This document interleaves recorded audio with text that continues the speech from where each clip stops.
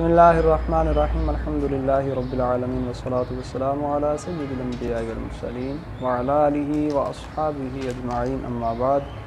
عزیز طلباء کرام، گزشتہ سبق میں ہم نے منصوبات کی دوسری قسم مفعول بہ کا بیان شروع کیا تھا۔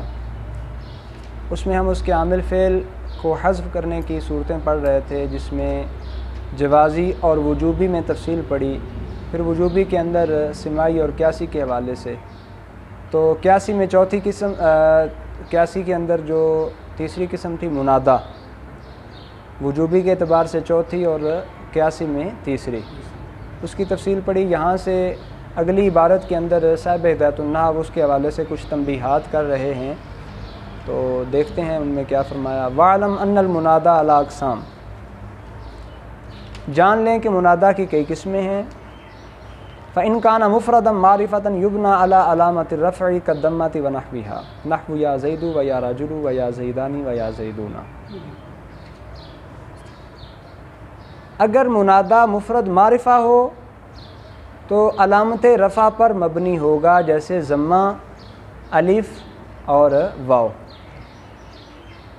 یعنی اعراب الحرکت ہو تو ضمہ ہے، اور اعراب الحرف ہو تو الف اور واو ہے۔ یا زیدو یا راجل، ان دونوں میں اعراب الحرکت ہے، یا زیدانی یا زیدون ان میں اعراب الحرف ہے۔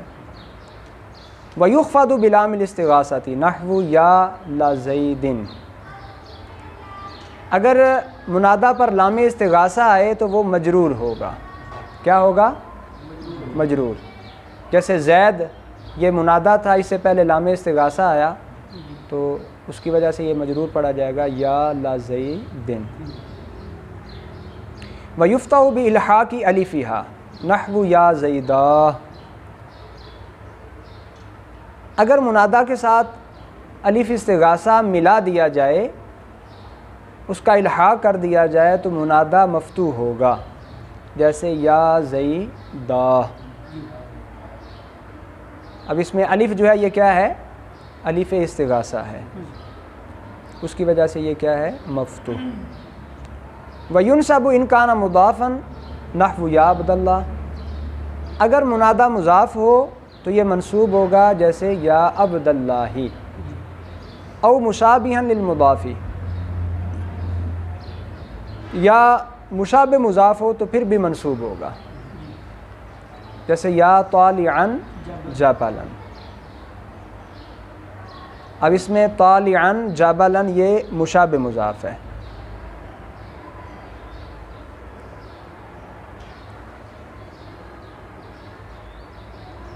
او نکرۃ غیر معینۃ کا قول العامہ یا رجلا خذ بیدی، یا نکرہ غیر معین ہو تو پھر بھی منصوب ہوگا، جیسے نابینا کہے یا رجلا خذ بیدی، تو وہ کسی کو بھی پکار رہا ہے، اس کے لیے کوئی معین نہیں ہے، غیر معین ہے۔ وَإِنْ كَانَ مُعَرَّفًا بِاللَّامِ قِيلَ يَا أَيُّهَا الرَّجُلُ وَيَا أَيَّتُهَا الْمَرْأَةُ، اور اگر منادا معرف باللام ہو تو اس سے پہلے مذکر میں ایھا کا اور مؤنث میں ایتھا کا اضافہ کر دیتے ہیں، ایھا اور ایتھا۔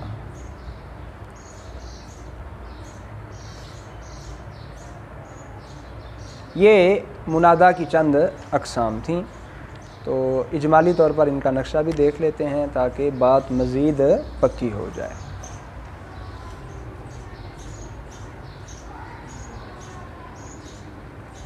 منادا،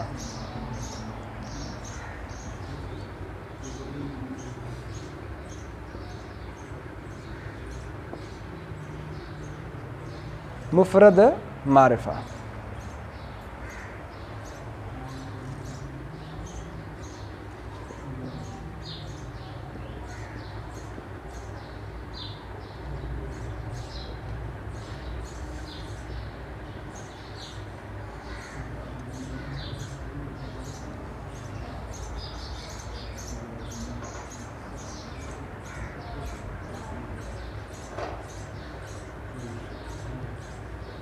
مفرد معرفہ حکم کیا ہوگا؟ مبنی بر ضم، جیسے یا زیدو، اگر لام استغاثہ ہو تو مجرور ہوگا،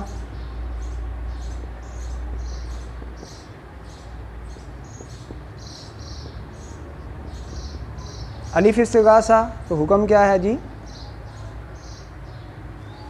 یہ مفتوح ہوگا، جیسے یا زیدہ۔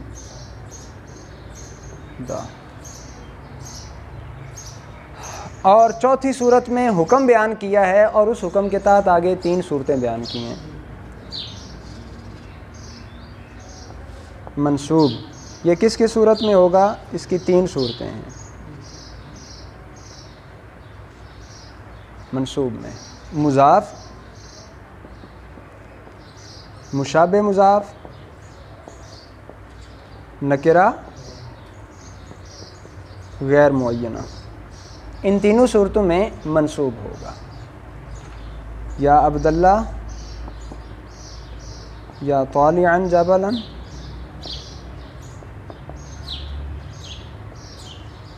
اور یا رجلا خذ بیدی۔ ٹھیک ہے جی۔ اور 5ویں صورت یہ ہے معرف باللام،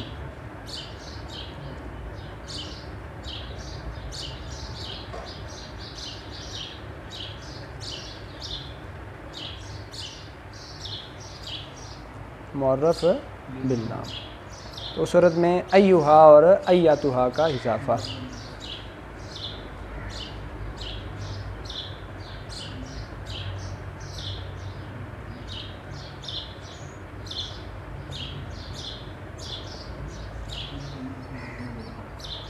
بات واضح ہو گئی؟ چلیں، تو منادا کے حوالے سے یہ جو اس کی اقسام ہیں تفصیل ہے، 5 قسمیں بن گئی: مفرد معرفہ، لام استغاثہ کے ساتھ، الف استغاثہ کے ساتھ، منصوب تو اس کی پھر 3 قسمیں ہیں، اور 5ویں معرف باللام ہوگا۔ اس سے آگے فرمایا وَيَجُوزُ ترخیم المنادى وَهُوَ حذف فی آخرہ للتخفیف کما تقول فی مالک یا مالو، وفی منصور یا منصور، وفی عثمان یا عثم۔ منادہ میں ترخیم بھی جائز ہے۔ ترخیم کی تعریف کیا ہے؟ منادہ کے آخر میں تخفیف کے لیے کسی حرف کو حذف کر دینا، منادہ کے آخری حرف کو تخفیف کے لیے حذف کر دینا، یہ کہتے ہیں، اس کو کہا جاتا ہے ترخیم منادہ۔ ایک حرف حذف کر دیں یا 2، جس طرح مالک ہے تو مالک کے بجائے اس کو کیا کہا جائے؟ یا مالو یا مالی۔ منصور ہے، اس کو کہا جائے یا منصور۔ مالک میں 1 حرف حذف ہوا، منصور میں 2، اور عثمان میں یا عثمو، اس میں بھی الف اور نون 2 حذف ہو گئے، تو اس کو کیا کہتے ہیں جی؟ ترخیم، منادہ مرخم، کہ اس کے آخر کو حذف کر دیا۔ وَيَجُوزُ فِي آخِرِ الْمُنَادَى الْمُرَخَّمِ الدَّمُّ وَالْحَرْكَةُ الْأَصْلِيَّةُ كَمَا تَقُولُ فِي يَا حَارِثُ یا حارو و یا حاری۔ یہاں منادہ مرخم کا اعراب بیان کیا، منادہ مرخم کا اعراب۔ منادہ مرخم کے اعراب کی 2 صورتیں ہیں۔ کتنی صورتیں ہیں جی؟ اس کا اعراب اصلی بھی پڑھ سکتے ہیں، یعنی کلمہ کا جو اصلی اعراب ترخیم کے بعد بھی اسی طرح باقی رہے، اور دوسرا یہ ہے کہ اصلی کے بجائے ضمہ بھی پڑھ سکتے ہیں۔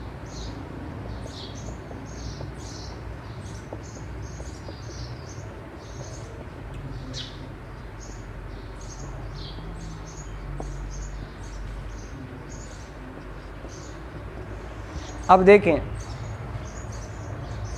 ہمارے پاس منادہ ہے یا حارث، مفرد معرفہ ہے، کیا پڑھا جائے گا؟ یا حارثو، یا حارثو۔ اب جب اس میں ترخیم کی، سا کو ختم کیا، تو کیا رہ گیا؟ یا حار۔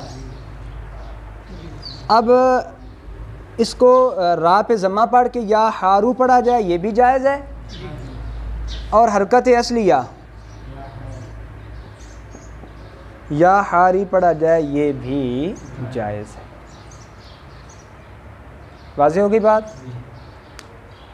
یہاں تک پہلی تنبیہ اور اس کے تحت آنے والی تفصیل مکمل ہوئی۔ وَعْلَمْ أَنَّ يَا مِنْ حُرُوفِ النِّدَاءِ قَدْ تُسْتَعْمَلُ فِي الْمَنْدُوبِ أَيْضًا وَهُوَ الْمُتَفَجَّعُ عَلَيْهِ بِيَا أَوْ وَا كَمَا يُقَالُ يَا زَيْدَةُ وَوَا زَيْدَةُ فَوَا مُخْتَصَّةٌ بِالْمَنْدُوبِ وَيَا مُشْتَرَكَةٌ بَيْنَ النِّدَاءِ وَالْمَنْدُوبِ وَحُكْمُهُ فِي الْإِعْرَابِ وَالْبِنَاءِ مِثْلُ حُكْمِ الْمُنَادَى۔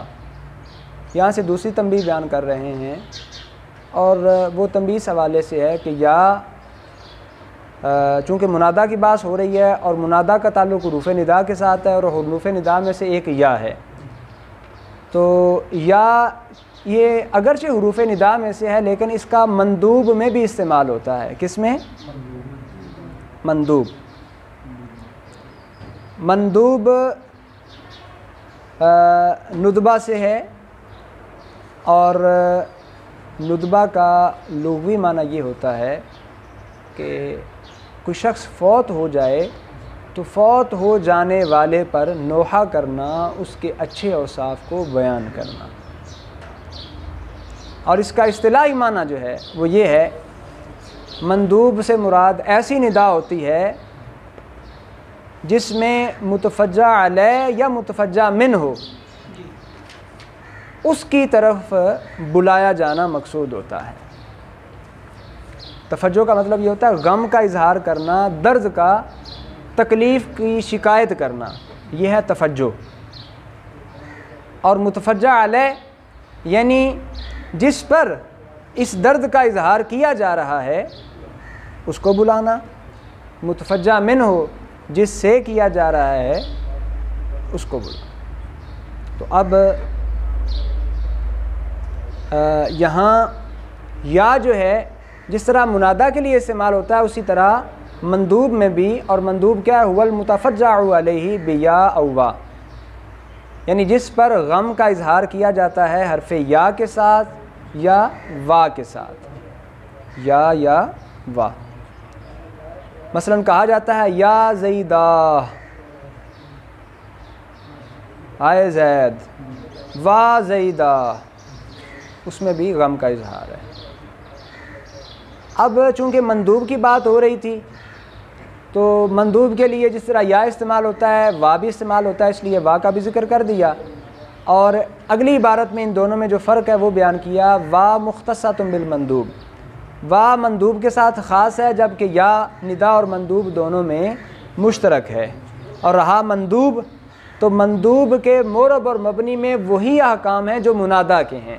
ابھی جیسے ہم نے پیچھے تفصیل پڑھی، یہ 5 اس کی جو صورتیں پڑھی تھیں کہ اگر مفرد معرفہ ہو تو مبنی بر ضمہ ہوگا، مندوب میں بھی یہی ہے، مفرد معرفہ ہو تو مبنی بر ضمہ ہوگا۔ اور اسی طرح اگر اس پر لام استغاثہ ہے تو مجرور، اگر الف استغاثہ ہے تو مفتوح، اگر مضاف ہو تو منصوب، مشابہ مضاف ہو تو منصوب، نکرہ غیر معین ہو تو منصوب۔ یعنی جو تفصیل منادا کے اندر ہے وہی تفصیل کس میں ہوگی؟ مندوب میں بھی ہوگی۔ الحمدللہ یہاں تک منادا کے حوالے سے جو ذیلی ابحاث تھیں تنبیہی طور پر، ان کی تفصیل کو ہم نے مکمل طور پر پڑھ لیا۔ انشاءاللہ العزیز اگلے سبق میں ہم منصوبات کی تیسری قسم مفعول فی کا بیان پڑھیں گے۔ اللہ رب العزت